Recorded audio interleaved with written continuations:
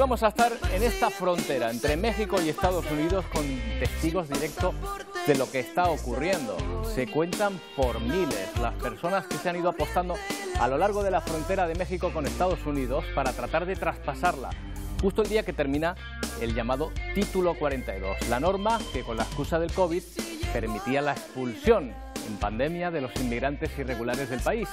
Pero son muchos más los que se dirigen en una caravana constante desde los países más pobres de Latinoamérica en busca de una oportunidad o de una seguridad que su país no les puede ofrecer. Voy cruzando el río, sabes que te quiero, no hay mucho dinero, lo he pasado mal. ¿Qué tal? Buenos días. Vamos a hablar de este asunto esta mañana, pero también de la expectación por lo que pueda ocurrir con dos edificios ocupados en medio de la ciudad de Barcelona, en el barrio de la Bona Nova. Los vecinos llevan tiempo quejándose de la ocupación de este edificio, donde los ocupas se han atrincherado para evitar ser desalojados. Aunque el proceso para ello aún va a llevar un tiempo, las protestas de los vecinos de la zona han llevado a la policía autonómica a cordonar los inmuebles para evitar enfrentamientos. Los ánimos en esta zona de la ciudad están cada vez más calientes. Y haremos una pregunta: ¿vivían los aborígenes canarios en una sociedad tan idílica como a veces nos mostraron los cronistas de la época, o también recurrían a la violencia, al igual que otras sociedades más desarrolladas? La pregunta surge a cuenta de un hallazgo arqueológico en Caleta de Arriba, en Gáldar, de varios cuerpos maniatados y aparentemente ejecutados, que podrían fecharse en la época prehispánica. Esa es la primera misión de los arqueólogos de Patrimonio Histórico del Cabildo de Gran Canaria, que están tratando de datar estos restos y construir su historia. Sin duda un misterio apasionante. Y uno de los problemas más acuciantes en nuestro país a estas alturas es la sequía. El Gobierno ha convocado un Consejo de Ministros extraordinario, el último antes de la campaña electoral, para aprobar nuevas medidas frente a la falta de agua y también para disminuir los riesgos del calor. Mientras las restricciones aumentan, sobre todo en Cataluña, donde algunos municipios han pedido no rellenar las piscinas y otros están utilizando su agua para regar. En este pueblo de Barcelona han decidido utilizar el agua de la piscina para regar cultivos y jardines. El Ayuntamiento de Seva ha instalado un sistema de bombeo. Los vecinos aplauden la medida. En vez de para el ocio, pues yo creo que es más lógico que si se necesita para regar el campo y lo que yo creo que sí. Se tendría que hacer desde todos los ayuntamientos, al menos los que pueden hacerlo, porque es un problema que cada año va a más. 2023 se ha convertido en el quinto año con menos agua almacenada en los embalses desde que hay registros. Según el Ministerio para la Transición Ecológica, están al 48,9% de su capacidad. Por ello, hay que tomar medidas urgentes. El Gobierno ha convocado para hoy una reunión extraordinaria del Consejo de Ministros. Aprobará un decreto con ayudas directas a los agricultores de 650 millones de euros y reducciones fiscales en el IRPF o la sección del IBI agrario. Analizaremos el paquete que corresponde este año y que se produce una vez que se han aprobado ya los planes hidrológicos de tercer ciclo, contemplando, integrando un volumen de inversión muy importante en infraestructuras. Algunos partidos políticos han tachado este Consejo de Ministros extraordinario de electoralista. Otros piden que apliquen ya medidas. El agua es un problema nacional. Llevamos meses desde el año pasado y estamos en mayo planteando un problema estructural que llevan 5 años sin acometer. El nuevo decreto que aprobará el Consejo de Ministros hoy también incluirá la limitación horaria de trabajo al aire libre cuando se estén registrando episodios meteorológicos extremos. Último Consejo de Ministros antes de comenzar la campaña electoral, un consejo extraordinario que no estaba previsto y en que el Gobierno pretende aprobar una batería de medidas para hacer frente a la sequía. Vamos hasta la capital de España. Silvia Mascareño, ¿qué tal? ¿Ha trascendido alguna de estas medidas? Pues por ahora muy poco y solo de manera genérica. Eso sí, sabremos que hay ayudas directas a agricultores y ganaderos afectados por la falta de lluvia, que han perdido sus cosechas. La mayoría de esas ayudas vendrán de fondos europeos. También se va a ampliar la cobertura de los seguros agrarios. Se van a acelerar las obras en infraestructuras hidráulicas que son fundamentales para garantizar el suministro de agua, e incluso se va a reforzar la prevención en riesgos laborales. Tal como anunció la ministra de Trabajo ayer, Yolanda Díaz, se prohibirá trabajar a pleno sol cuando haya olas de calor. Eso sí, Una semana más, de nuevo, el socio de gobierno, la formación morada, Unidas Podemos, cree que estas medidas se quedan cortas. Ione Belarra acaba de reclamar en los pasillos del Congreso un verdadero escudo climático para proteger a toda España de la sequía que estamos sufriendo. Bueno, pues hemos hablado de esta situación meteorológica en la que nos encontramos, Emilia, esta sequía que ha pasado de ser cíclica a pertinaz. ¿Qué significa esto? Buenos días, Roberto. Pues sí, porque antes ocurría cada cierto tiempo, incluso hemos hablado en esos periodos a lo largo de la historia en los que ocurría la sequía, y ahora realmente estamos en sequía meteorológica, que hay varios tipos de sequía, pues la meteorológica, que es una de las más importantes y en las que se derivan las demás, pues estamos en sequía meteorológica desde finales de 2022. A modo de resumen, un poquito para hacer un repaso de cómo está la situación ahora, pues eso, sequía meteorológica desde finales de 2022, el primer cuatrimestre del 2023, enero, febrero, marzo y abril, el más seco de la serie histórica. La serie histórica comienza en 1961, es el más seco. Ha llovido un 54% menos, falta un porcentaje mayor de lluvia por caer en la misma época. Los embalses, ya lo contábamos ayer, incluso cada martes se renueva esa cifra, están al 48,9%, están a menos de la mitad en el 2022 respecto a ese año, 2 puntos por debajo, y eso que el 2022 había sido el año más seco. Claro, los embalses de media en toda España, habrá algunas cuencas que tengan más, pero otras que estén muchísimo más abajo. De media en toda España, porque ya sabemos que la mitad norte, la vertiente cantábrica, sí que sube la media un poco. Sube la media un poquito, pero desde luego la comunidad andaluza y Cataluña en este caso la bajan de forma importante. Bueno, pues al 48,9% de su capacidad. Y ahora la gran pregunta, ¿cuál es? Pues, ¿qué va a pasar con los cultivos? Ya hemos visto que los daños son millonarios. ¿Qué va a pasar con los suministros? Ya se han recortado, pues en muchas partes, hablabas tú hace un momento de que en Cataluña las piscinas ya se estaban prohibiendo llenarlas, incluso utilizando esa agua para regadíos. ¿Qué va a pasar? En eso se traducen esas nuevas incógnitas, ¿no? Y para muestra un botón, Roberto, porque vamos a ver una imagen del programa Copérnicus, un programa europeo que nos vigila desde arriba con distintos satélites, con el Sentinel. Esto es mayo de 2022. Y esto es mayo de 2023. El color es totalmente distinto. Si se fijan, no es un problema ni de la pantalla, ni de... es un problema de que la Tierra se ha convertido cada vez, ha sido más árida, está más seca. Y los tonos verdosos que predominaban en Extremadura, que era esa zona, pues ahora ya no están. Y justamente la anomalía la tenemos aquí también por Copérnicus, 4 grados de anomalía, 4 grados de más se han registrado en el último año. Bueno, y vamos a ver qué es lo que pasa, porque creo que está lloviendo ahora mismo, ¿no?, en algunos puntos de la península, Emilia. Bueno, pues sí, ahora mismo está lloviendo en Barcelona, o eso era lo que se preveía, no sé si podemos ir allí, hasta allí en directo. Lo vamos a ver, ahora, porque antes vamos a hablar con Samuel Wiener, que es experto climático de Meteorred. ¿Qué tal, Samuel? Buenos días. Hola, muy buenos días. Bueno, está lloviendo en algunos puntos, pero la cuestión es cuánto tendría que llover para, digamos, salir de esta situación de sequía tan extrema en que nos encontramos. Bueno, efectivamente, como estabais comentando, son varias las zonas de España en las que la sequía es muy importante y además, como estabais explicando, ya se remonta desde hace bastante tiempo, ¿no? Ahora tendría que llover mucho y durante bastantes días de forma consecutiva, ¿no? Tendríamos que encadenar un temporal atlántico tras otro. Desgraciadamente ya en mayo lo más normal es tener una situación de tormentas y chubascos como la que estamos teniendo estos días, ¿no? Que son lluvias muy irregulares. Lo que sí que puede pasar es que de forma local se alivie la sequía, ¿no? Pero en otras muchas zonas, por ejemplo en Extremadura o en Andalucía, prácticamente no va a llover y se va a agudizar la situación de sequía a las puertas del verano climatológico que comienza el día 1 de junio, ¿no? Sin embargo, estas tormentas, como te decía, de forma local sí que están ayudando a mejorar la situación y, por ejemplo, en algunas zonas de Cataluña, que está siendo de las zonas más beneficiadas por estas tormentas, ya en los embalses sí que se están notando poco a poco que están subiendo de nuevo el nivel, ¿no? Pero haría falta estar todo el mes así prácticamente, ¿no? Pero bueno, parece que mayo ha comenzado de forma diferente al resto de la primavera. Veremos qué pasa, porque parece que la inestabilidad va a continuar durante unos cuantos días.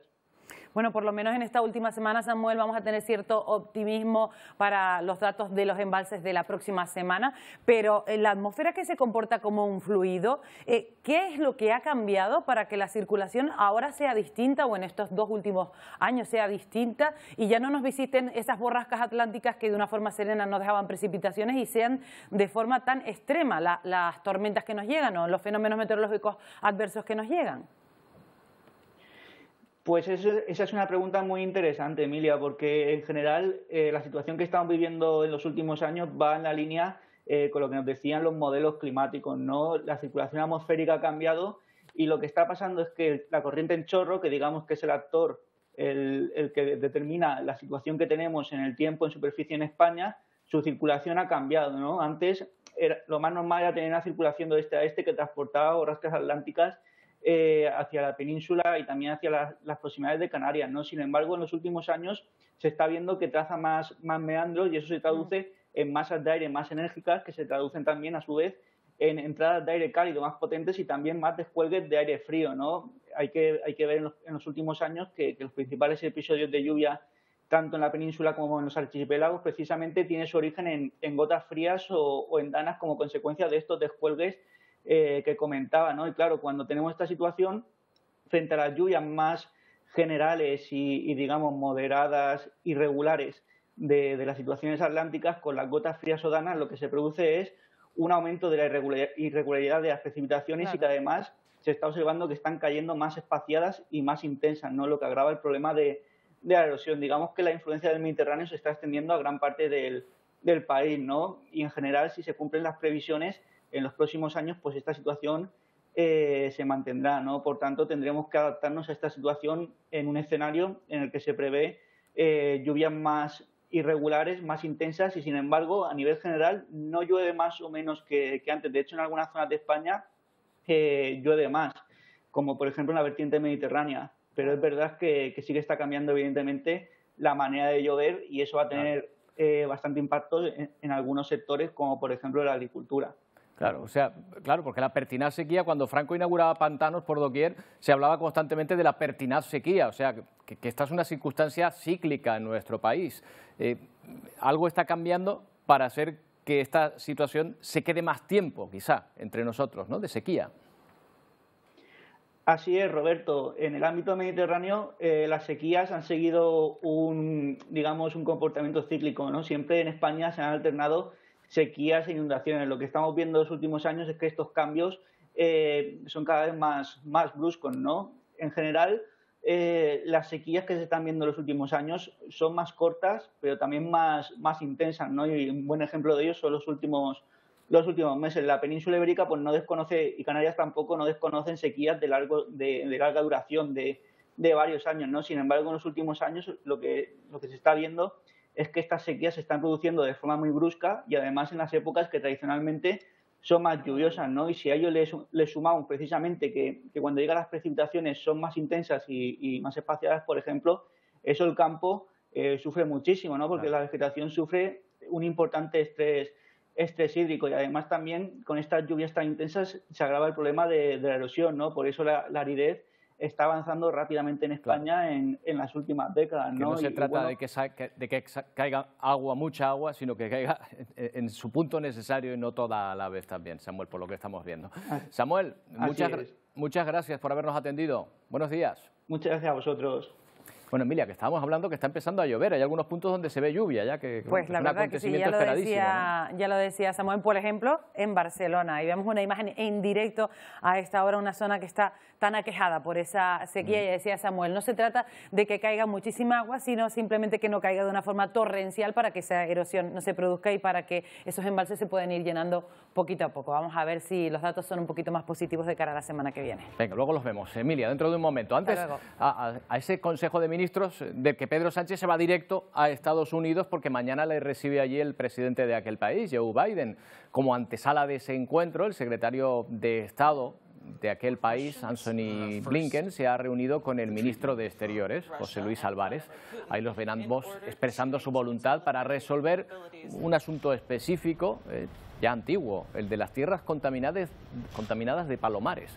Allí cayó la famosa bomba nuclear, que no estalló, como saben, pero que contaminó parte de esa zona en el año 1966. Ya ha llovido desde entonces, ¿eh? Bueno, pues este tema también va a ser tratado en el encuentro de mañana entre los líderes de ambos países.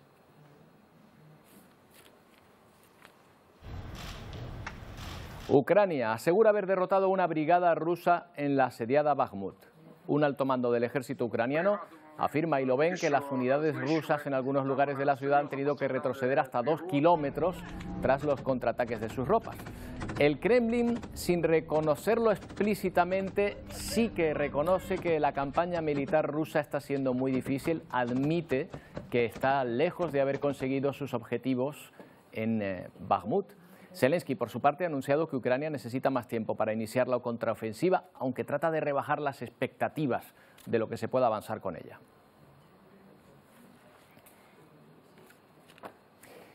El mundo entero asiste atento al nuevo encuentro en Estambul entre Rusia, Ucrania y Turquía en la ONU de mediadores, donde se va a decidir sobre el acuerdo de exportación de granos por el Mar Negro que expira este 18 de mayo. Tras esa reunión, el ministro de Relaciones Exteriores turco ha manifestado que el pacto podría extenderse durante al menos 2 meses más. Está previsto que las partes sigan negociando durante todo el día un acuerdo vital para muchos países importadores de cereal.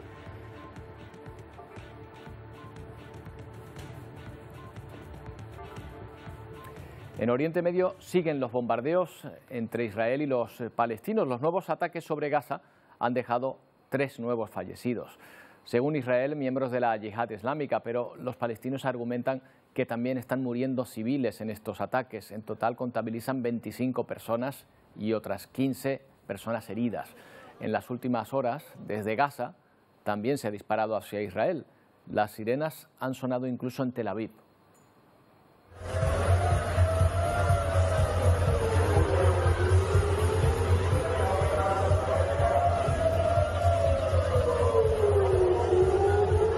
Bueno, ahí vemos precisamente cómo la gente huía de la playa en la capital israelí tras el sonido de las sirenas.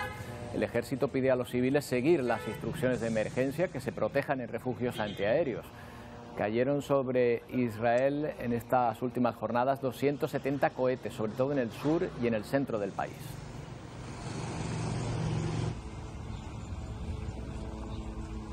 Bueno, volvemos a nuestro país. Calma tensa durante las últimas horas en torno a 2 edificios ocupados en el barrio de la Bonanova, en Barcelona. Los Mossos mantienen un amplio despliegue de seguridad ante las manifestaciones convocadas para la tarde-noche de hoy. Manifestaciones que han convocado los propios ocupas, por un lado, y los vecinos contrarios, que esperan que los tribunales ordenen su desalojo cuanto antes.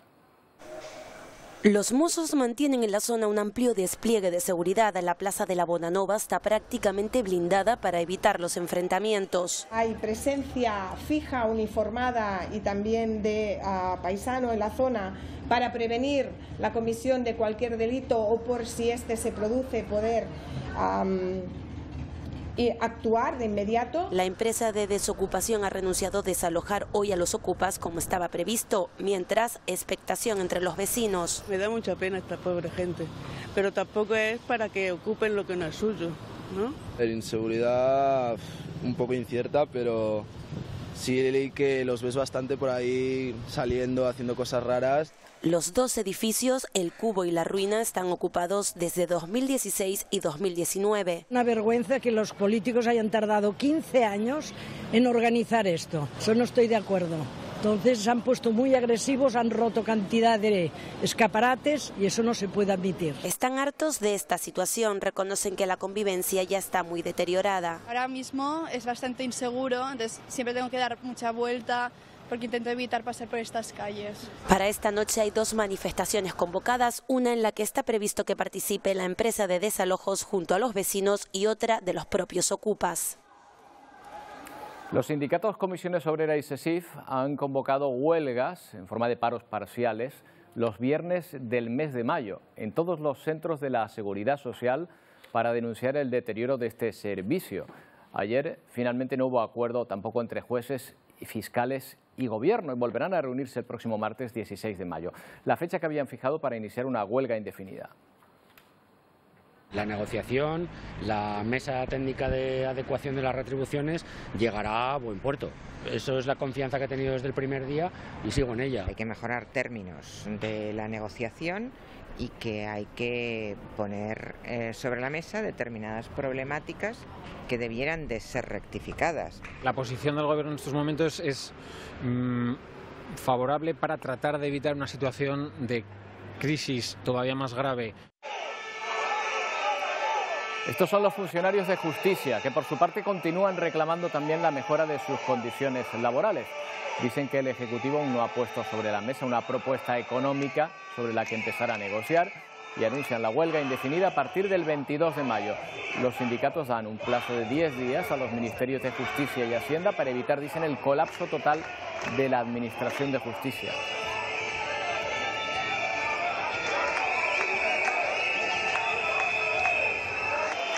Bueno, y dentro de un momento nos vamos a ocupar de una situación, de una noticia que se está produciendo ahora mismo en la frontera entre Estados Unidos y México. Nos vamos a uno de los puntos donde miles de personas tratan de cruzar a Estados Unidos. Del rojo al rojo, the red to the red, the green to the green, and the yellow to the yellow. Bueno, ahí escuchaban cómo algunos funcionarios están tratando de organizar a los migrantes que se están agolpando en esta frontera con motivo del fin del título 42, que permitía a las autoridades estadounidenses expulsar inmediatamente a los inmigrantes irregulares. A partir de hoy no podrán hacerlo, por eso miles de personas se están concentrando aquí para tratar de cruzar la frontera. Enseguida se lo contamos, no tardamos.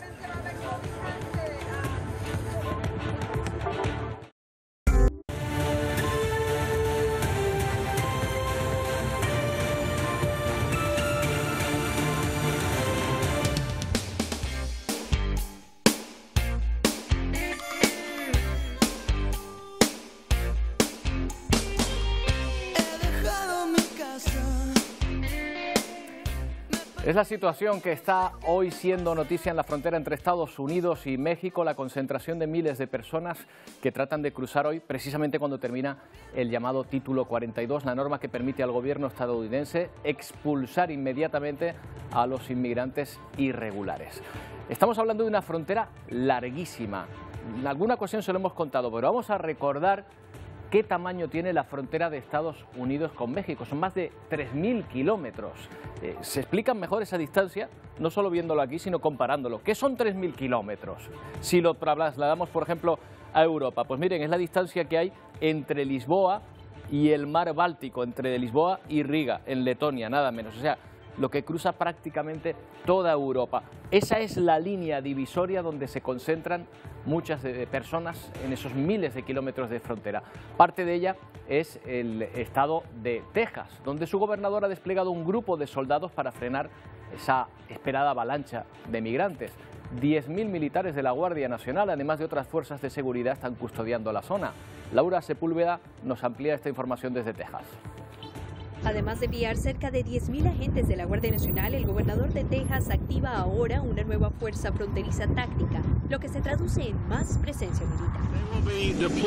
Serán desplegados en puntos críticos a lo largo de la frontera para interceptar, repeler y hacer retroceder a los migrantes que intentan ingresar ilegalmente a Texas. La nueva fuerza táctica asumirá la detección de puntos de cruce irregular que hasta ahora ejecutó la Guardia Nacional.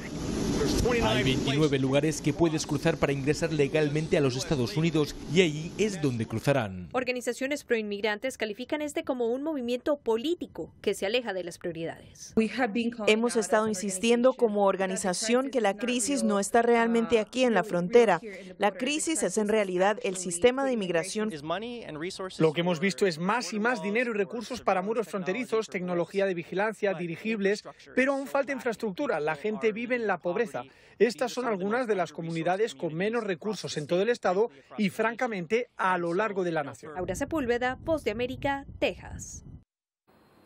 Bueno, en muchas ocasiones hemos visto historias de esta presión migratoria en distintas zonas de Estados Unidos, que separan Estados Unidos de México. Vamos a repasar dónde están algunas de ellas, las más importantes. Si viajamos, por ejemplo, a esta zona de la frontera, hacia la zona del Pacífico, la zona de la Baja California, nos encontramos dos ciudades muy pegadas, San Diego de Estados Unidos, Tijuana en el caso de México. Son casi unas, separadas por una frontera marcada en el mapa con una línea. Lo mismo ocurre justo en el lado contrario, Brownsville y heroica Matamoros. Es prácticamente la misma ciudad, pero distintos países, separados por una valla, por una frontera. Si nos vamos al centro de la ciudad, también al centro del país, llegaremos hasta la zona de El Paso. en el caso de Estados Unidos, en el estado de Texas, mientras que Ciudad Juárez es la parte mexicana. Aquí vemos exactamente cómo esto prácticamente conforma una ciudad, de nuevo, separado por una zona, por una valla fronteriza. Aquí, precisamente, en Ciudad Juárez, es una de las zonas donde más migrantes se están acumulando. Y en el lado americano, en El Paso, ha estado nuestra compañera Celia Mendoza, acompañada de Luis y su madre Jessica. Son venezolanos y desde hace 8 meses malviven en este paso fronterizo. A través de ella conocemos hoy su historia. Es difícil el trayecto que nosotros pasamos. Sentado en la banqueta mientras espera entregarse a la patrulla fronteriza del Paso, Texas, Luis Pineda, de 10 años, quien salió con su mamá hace 8 meses de Maracaibo, Venezuela, reflexiona como un adulto frente a lo que ha vivido en su travesía. La tristeza porque tantos compatriotas han muerto en esa selva. Uno de los muchos retos que ha enfrentado junto a su mamá en camino a Sarasota, Florida. Me siento triste porque ella se quebranta mucho, llora mucho y a mí me dan sentimiento. Me da tanto sentimiento que él haya pasado por todas las cosas que pasamos, pero es fuerte, es valiente. Jessica y Luis ahora tendrán que presentar su caso a las autoridades migratorias, que siguen procesando a miles de personas, tal y como lo explicó a La Voz de América el vocero de la patrulla fronteriza del Paso, Fidel Vaca. Estamos preparados para que esos números suban. De acuerdo al portavoz de la patrulla fronteriza, aquí en el sector del Paso, 1.150 personas son encontradas diariamente de manera irregular cruzando esta frontera. Algunos no son atrapados, otros dejan a lo largo del camino sus pertenencias personales. Aún así, para el pequeño Luis, en el caso de los venezolanos, la migración continuará en respuesta a las políticas establecidas por Nicolás Maduro. Ahora somos más pobres que la pobreza. Bueno, si no tuviera ese presidente, ninguno de los venezolanos que estuviéramos aquí, ¿verdad? Celia Mendoza, Voz de América, El Paso, Texas. Bueno, tremenda la historia y la fortaleza de estas personas, de este niño en concreto.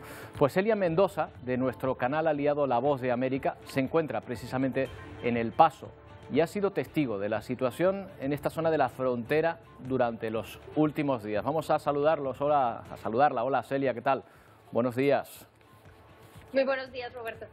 Bueno, ¿cuántas personas se calcula que puede haber hoy, ahora mismo esperando por entrar en Estados Unidos? Se habla de alrededor de 150.000 que podrían estar a lo largo de la frontera. Esto es de acuerdo a fuentes en la parte mexicana. Los Estados Unidos se han mantenido al margen de dar cifras, asegurando que ellos se están preparando para un aumento en el número de cruces debido a lo que han visto en las últimas semanas, pero también en las últimas horas te puedo comentar que en este punto en particular hemos visto cómo se ha tratado de procesar a un gran número de personas que habían estado estancadas entre Ciudad Juárez y El Paso durante los últimos meses, tratando de obtener una de estas citas digitales por medio de la aplicación que ha habilitado el gobierno de los Estados Unidos. Diariamente, como mencionábamos, están hablando de más de 1.000 personas de cruces irregulares.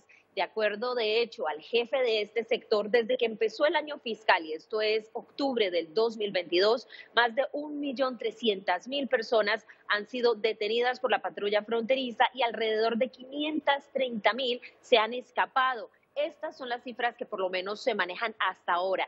Pero la presencia de las autoridades, de la forma en la que lo están haciendo, nos muestra que hay una proyección de que esto podría ser masivo debido a la expectativa. Hay que recordar que el título 42 se empezó a aplicar hace casi 3 años y desde entonces no se ha podido pedir asilo de manera formal. Esto cambiaría a partir de este viernes a la madrugada cuando inicie la nueva política, pero también hay que resaltar que estas políticas serán mucho más punitivas para los migrantes y esto obviamente genera otra línea en la estrategia de la administración Biden. Claro, porque aquí las expectativas pueden chocar con la realidad, Celia, porque estas personas piensan que a lo mejor al caer el título 42 se va a abrir la frontera para todos y no es así.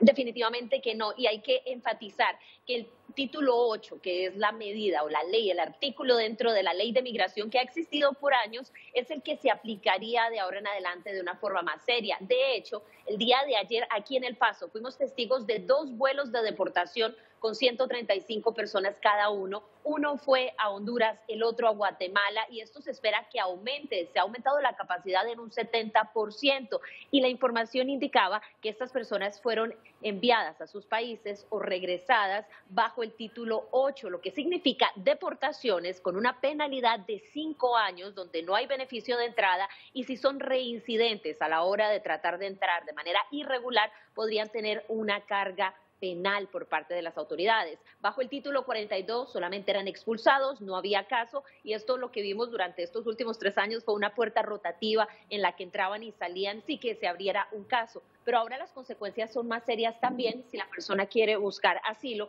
ya que de acuerdo al plan que fue anunciado hace algunas semanas y se dieron puntos específicos ayer por parte del secretario de Seguridad Nacional, tendrían y perderían la posibilidad de aplicar al asilo si cruzan de manera irregular y si no piden asilo o protección en alguno de los países por los que pasan desde su trayecto de Sudamérica hasta el norte en México. Celia ha sido testigo de la situación dramática que están viviendo muchísimas personas, porque algunas viajan con familias, con niños incluso, como acabamos de ver en uno de los reportajes que acabas de enviarnos.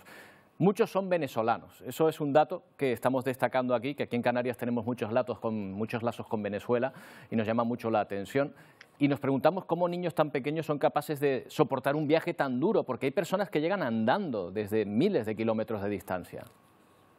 Así es, y para referirme específicamente a Luis, es un niño de 10 años y me decía que él podía contar 7 países que ha recorrido y que pasaron la selva en momentos difíciles. Inclusive se refería al hecho de que su madre vio cuerpos de personas y que ella trató de protegerlo para que él no fuera testigo de esto. Pero estamos hablando de que hay bebés con pañales, mujeres que vienen amamantando y cruzan esta selva, este tapón del Darién que conecta la parte de Antioquia, un estado colombiano que está manejado usualmente por grupos al margen de la ley, y llegan por esta selva hasta Panamá. Es una zona extremadamente difícil debido a la seguridad, pero también porque es una selva y hay animales, hay enfermedades y muchas de las personas pierden la vida allí. Así que eso es algo de lo que ellos a esa edad, con esta intención de llegar al norte, empiezan a sufrir. Pero es uno de los pequeños retos que enfrentan, porque tan solo cruzar México es una situación temeraria para muchos de ellos, debido a que los cárteles de la droga están manejando la mayor parte de los tránsitos, no solamente en el norte de México,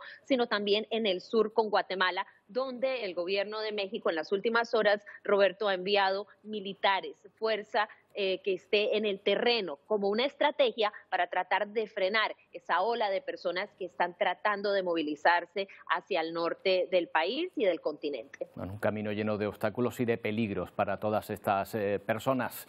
Gracias por ser nuestro testigo directo de esta situación, Celia. Siempre es un placer saludarte. Buenos días. Igualmente. Gracias, Roberto. Bueno, pues muchos son los interrogantes sobre lo que va a suceder en las próximas horas en este punto de la frontera. El secretario de Seguridad Nacional ha garantizado que la frontera de su país, Estados Unidos, va a seguir cerrada. Permítame ser claro, la derogatoria de la Orden de Salud Pública del título 42 no significa que nuestra frontera esté abierta. De hecho, es todo lo contrario. Nuestro uso de nuestras autoridades de control de inmigración bajo el título 8 del Código de Estados Unidos significa consecuencias más duras para las personas que cruzaron la frontera ilegalmente. A pesar de todas las imágenes que hemos visto, miles de migrantes siguen abandonando sus países de origen rumbo a esa frontera. Por ejemplo, en Honduras, cientos de migrantes de Puerto Rico, ahí los ven acampando en las calles de Comayagüela, una ciudad de este país, a la espera de continuar su camino.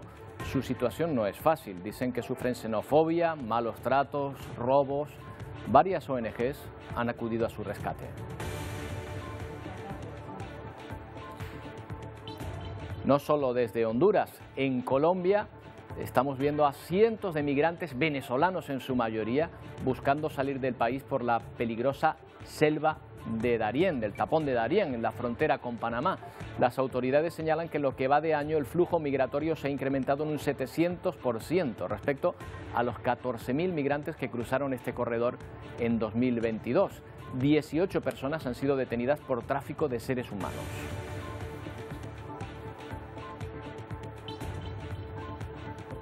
Bueno, pues seguiremos atentos a esta situación, a este auténtico drama humanitario que se está dando en esta zona del continente americano. Pero volvemos a nuestro archipiélago, con el reciente hallazgo de 6 esqueletos en Caleta de Arriba, en Gáldar.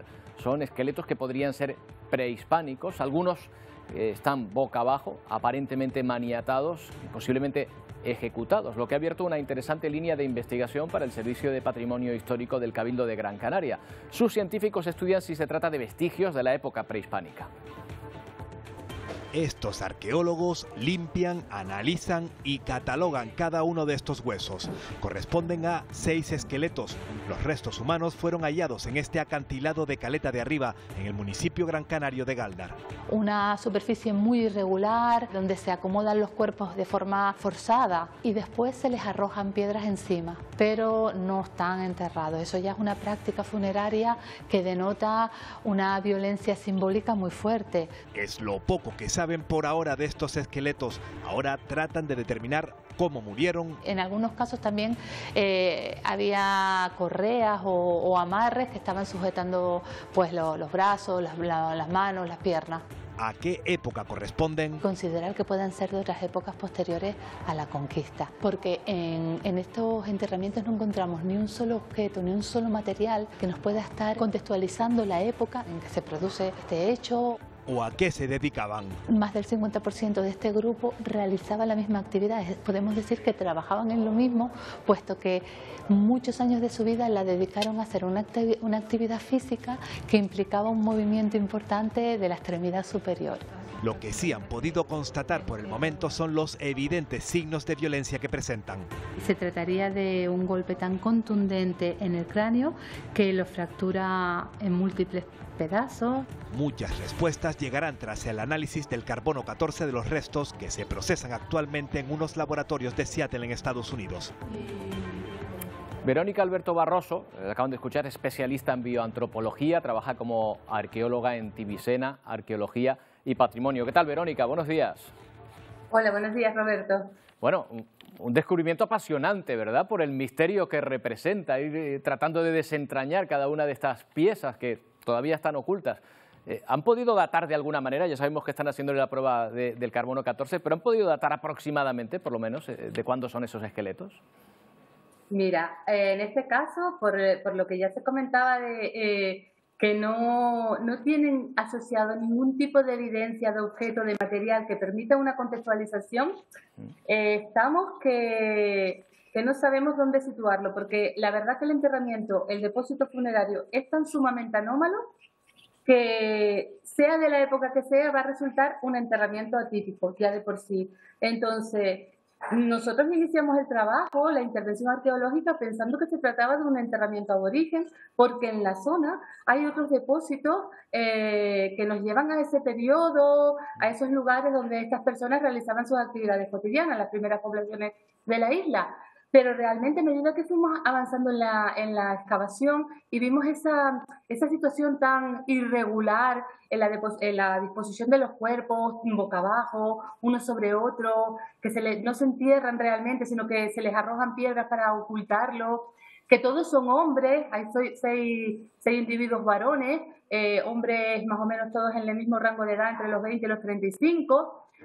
Todo eso nos abría el abanico de posibilidades. Y pueden seguir siendo aborígenes, por supuesto, aún no lo sabemos, pero también podrían corresponder a algún evento de épocas posteriores a la conquista. Sabemos que a la isla llegan se suceden diferentes episodios de navegaciones, de piratas, de corsarios, claro, de desembarcos de gente extranjera, pues. Claro, puede haber muchísimo. En su momento los cronistas, claro, nos hablaban de quizá una sociedad prehispánica, aborigen, algo idealizada, ¿no? Que no recurría a la violencia en ningún momento, pero claro, todas las sociedades lo hacen. ¿Ustedes tienen indicios de que hubiese, por ejemplo, muchos enfrentamientos violentos entre distintos clanes aborígenes o que recurriesen a algún tipo de violencia, digamos, institucionalizada? Mira, nosotros ya estamos abordando un proyecto sobre la violencia en la sociedad aborigen de Gran Canaria. Llevamos abordándolo ya unos cuantos años en colaboración con el Museo Canario, y Teresa Delgado y Javier Velasco. Y tenemos datos muy recientes que indican que la sociedad aborigen de Gran Canaria era, a lo largo de todo su desarrollo, fue una sociedad sumamente violenta, con expresiones de violencia física muy importantes a lo largo de toda su historia. Tiene unos porcentajes de violencia en torno al 33%. Eso es muy elevado para una población.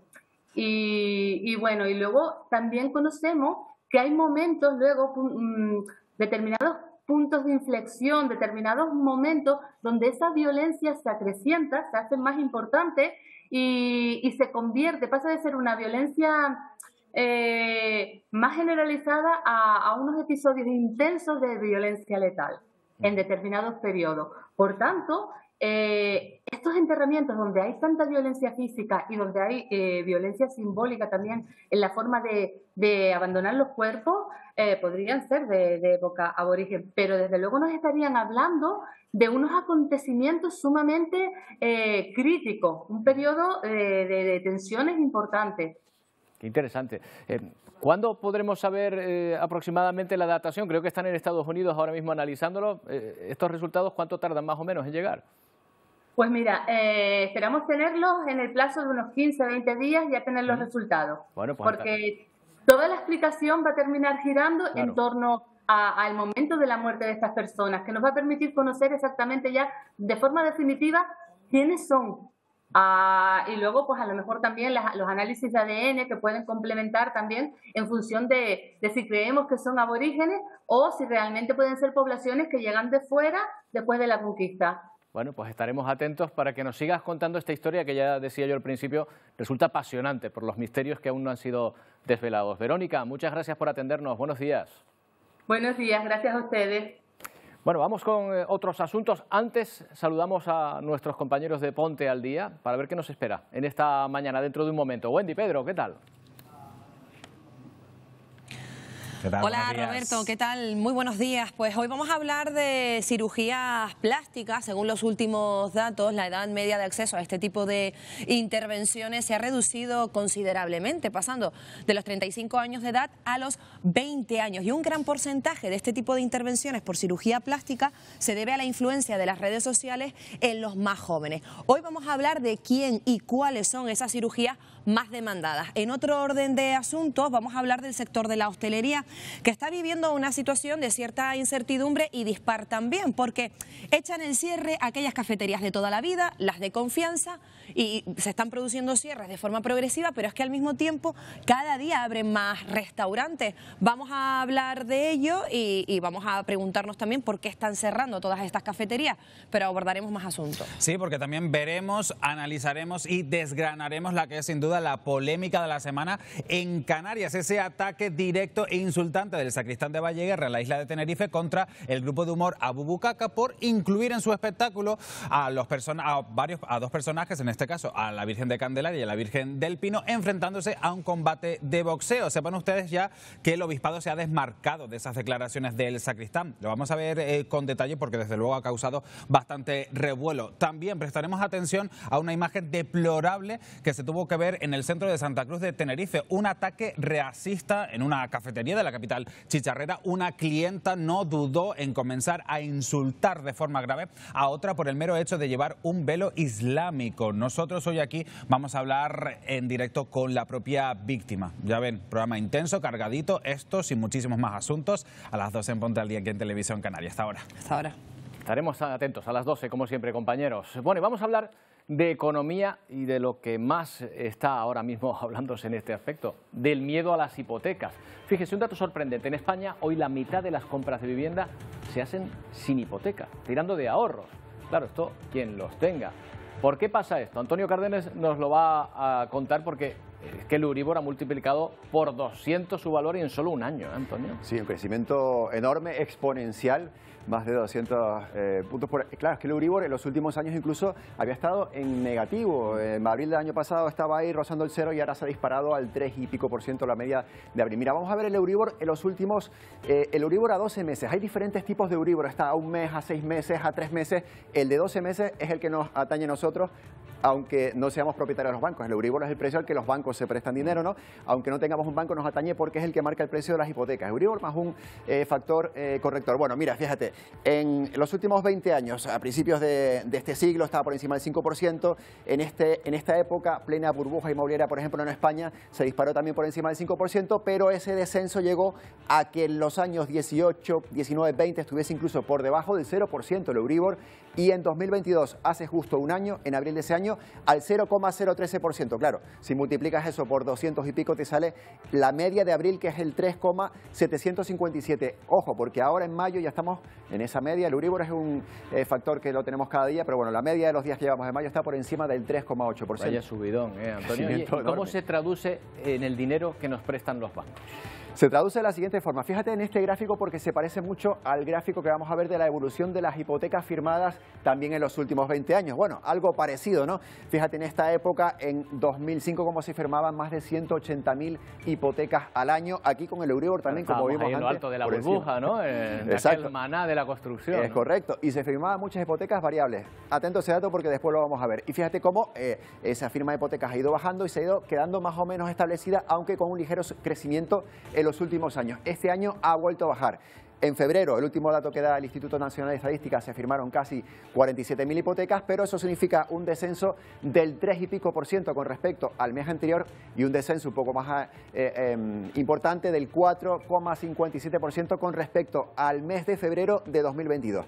Ya empezamos a ver ese descenso. Y el dato que tú dabas, Roberto, ahora mismo, aunque no haya hipotecas, sí que sigue habiendo compra-venta de viviendas, porque la mitad de esa compra-venta se realiza con los ahorros, lo que hemos ahorrado durante los años en los que el pedir dinero era un poquito más barato. Entonces la gente, en vez de tirar de sus ahorros, tiraba de préstamo. Lo que hemos ahorrado, dice, me hace gracia, ¿eh? ¿Cómo la gente puede tener tanto dinero ahorrado? Bueno, ¿cuánto estamos pagando de más ahora mismo por una hipoteca? Vamos a ver esa traducción simultánea al precio de las hipotecas. Vamos a coger una hipoteca media de 150.000 euros, esta es la típica, a 25 años. Bien, con esa revisión, ya te dije que había muchas hipotecas variables firmadas en esos años. Bueno, pues esto hace, el que no tenga una hipoteca tipo fijo, esto hace que esto se revise. Quien tenga hipoteca tipo fijo, eso no cambia, pero la variable sí. Bien, quien tiene una hipoteca variable estaba pagando el año pasado unos 500 y pico euros, con ese Euribor del 3,70 y pico por ciento más el factor corrector, hace que cada mes ahora pase a pagar casi 300 euros más que el año pasado. Y esto al año se traduce en casi 3.500 euros más cada año por este Euribor que tenemos ahora. Un roto importantísimo en la economía de muchas familias. ¿Qué se espera para los próximos meses, Antonio? Bueno, ahí hay ciertos brotes verdes, ciertas buenas noticias. Ya vimos cómo la Reserva Federal de Estados Unidos ha subido los tipos de interés, también un crecimiento enorme, desde casi el 0% hace un año hasta el 5 y pico por ciento en este último mes. El Banco Central Europeo ha subido también los tipos de interés y estamos en el 3,75%. Ambas entidades dicen que el crecimiento puede que siga subiendo mayo, junio, pero que ya no va a ser a esos ritmos tan altos, incluso puede que se detenga. Eso por la parte de los tipos de interés. Y después tenemos el optimismo español. Por ejemplo, hoy en la sesión de control al Congreso, la ministra de Economía ha dicho esto que van a ver.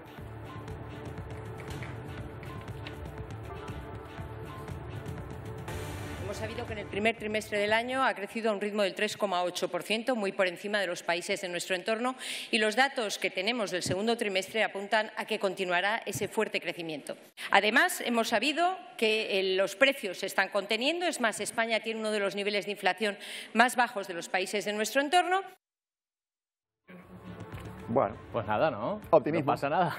Optimismo. Oye, está bien ser optimista, pero claro, eso sí, hipoteca... el Euribor, último dato que te doy, es muy probable que supere el 4% en las próximas semanas. Vamos a ver lo que pasa. O sea que tendremos que hablar de una subida mayor de esa mensualidad. Claro. Probablemente, Antonio. Bueno, pues ya hablaremos de este asunto. El famoso buque de la Armada Española, el velero Escuela San Juan Sebastián Elcano, ha estado estos días en aguas de Colombia, no solo para exponerse al público, también tienen la oportunidad de ser cadetes en este buque escuela más antiguo de la historia naval española, ciudadanos colombianos. Próximo destino, Costa Rica y Estados Unidos. Esta es la 21ª vez que el velero español Juan Sebastián Elcano, emblema de la Armada Española, está de visita en Cartagena, Colombia. Recibido así con una alegre bienvenida, Elcano es uno de los barcos más importantes de la historia. Un barco que es el que más millas ha navegado, el que más días de mar, más singladuras ha hecho en el mundo, y un barco que mimamos muchísimo porque nos gusta mucho enseñarlo. Se están reafirmando los lazos de camaradería, de amistad, de cooperación y de coordinación entre las dos armadas que trabajan incansablemente. Ejemplo de este nexo, entre los 271 tripulantes del buque escuela se cuenta con María Alexa Pino, una guardia marina colombiana que se beneficia a bordo del intercambio académico. Es la oportunidad de ver y aprender cómo se navegó en un comienzo. Tiene una cantidad de historia impresionante y la verdad lo recomendaría bastante, en serio, es algo que vale la pena venir a ver. Un velero clave para la historia y la educación que continúa cruzando los mares después de 95 años. Cañón 1, ¡juego! Bueno, pues vamos con la previsión del tiempo en esta jornada. Estábamos hablando con Emilia de la sequía. Emilia, aquí en Canarias más o menos vamos contenidos, ¿no? Afortunadamente vamos escapando nosotros aquí. Bueno, lo que nosotros tenemos hoy es poca nubosidad, lo vamos a ver en la imagen de satélite, lo que hemos tenido es mucho viento. Fíjate la poca nubosidad que tenemos, que casi ni se aprecia en el satélite. Nubes de tipo bajo en el norte de Tenerife, de La Gomera del Hierro, también en el norte de Gran Canaria, intervalos nubosos de tipo bajo también en la isla de Lanzarote. Ayer la máxima fue 34,3 en Tunte, en Gran Canaria. Es un dato que hay que destacar porque estamos en pleno mes de mayo y es una temperatura bastante elevada. Para las próximas horas, pues las temperaturas van a bajar. Voy a poner este gráfico, un gráfico a los 3.000 metros de altura, simplemente para que te des cuenta de esa mancha azul verdosa que tenemos aquí, que es la que decía antes el experto que nos hablaba de sequía. Bueno, pues esa es la causante que esté lloviendo en parte del norte peninsular y nordeste peninsular, esa bolsa de aire frío en altura. En el archipiélago, como ves, no tenemos nada de eso, no tenemos inestabilidad, lo que sí tenemos es viento. Para las próximas horas lo vamos a ver. ¿El viento? En la previsión sí, va a seguir el viento, aunque no va a ser tan intenso como ha sido en estas últimas horas. El viento sí sigue, se han retirado esos avisos amarillos, se retirarán mañana. Hoy de momento se mantienen por rachas de hasta 60-70 kilómetros por hora y se mantienen los avisos amarillos en zonas costeras, en todas las islas occidentales, también en Gran Canaria, por viento, pero en el mar, con rachas de hasta 60 y 70 kilómetros por hora. El viento mañana va a ir amainando del nordeste nuevamente, pero va a ir amainando. Y las temperaturas que hoy llegaban, o que ayer superaban los 30 grados, mañana prácticamente no van a llegar a los 30 grados. Aún así, son temperaturas bastante suaves. Atención simplemente en este pequeño apunte para la previsión de mañana viernes a la situación marítima en las islas occidentales y también en Gran Canaria. Claro, porque si hace viento, volvemos a insistir, es muy probable que el mar presente complicaciones. Este picado, por ejemplo. Este picado, es lo que suele pasar. Emilia, será hasta mañana. Hasta Muchas mañana. gracias. Bueno, comienza la temporada de ballenas azules, que se va a extender hasta el verano. ¿Qué quiere decir esto? Que los mamíferos más grandes del mundo realizan su viaje anual por el Océano Pacífico, desde Costa Rica hasta California, en busca del preciado krill, su principal alimento.